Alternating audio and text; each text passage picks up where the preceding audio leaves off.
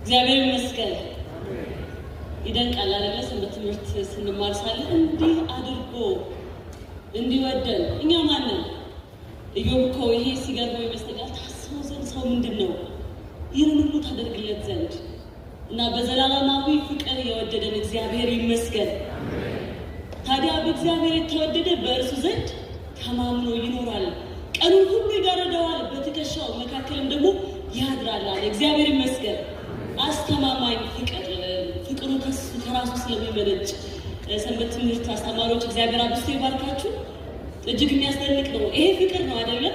ከሰሜን ከደቡብ ከምስራቅ ከምዕራብ ከየአቅጣጫው በፉጨት ጠርቶ ያመጣ ይሄ ፍቅር ነው። እግዚአብሔር ይመስገን። ማንም ተደቅኖበት ወደ ጌታ ቤት ሂድ ተብሎ የመጣ እዚህ ቤት ውስጥ አለ የለም አይደለም? እና አስቀድሞ የወደደን የመጽሐፍ ቅዱስም ስለ እግዚአብሔር ፍቅር ሲናገር ፍቅር እንደዚህ ነው አለ አይደለም? እርሱ አስቀድሞ እኛን እንደወደደን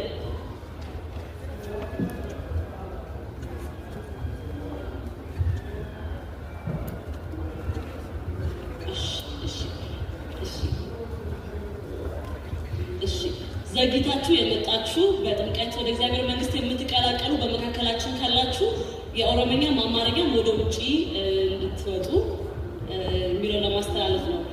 ስለዚህ ቅድም እንዳልኩት መጽሐፍ ቅዱሳችንም እንደሚናገር ፍቅር እንደዚህ ነው አለ።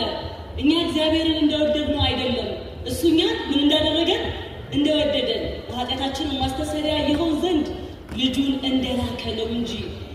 ይሄ ሰሞን በሀገራችን በኢትዮጵያ በልዩ ልዩ ስፍራ ይሄንን ፍቅር የምናስብበት ነው አይደለም? እና የማይለዋወጥ የማይቀያየር በማይለዋወጥ ፍቅር የወደደን እግዚአብሔር ይመስገን። ክብር ሁሉ ለአምላካችን ለእግዚአብሔር ይሁን። ከዚህ በኋላ ዝማሬ የምንሰማበት ጊዜ ነው የሚሆነው በአፋን ኦሮሞና እንዲሁም በኒውየር እግዚአብሔር አገልጋዮች ከፊት ለፊት ሆነዋል።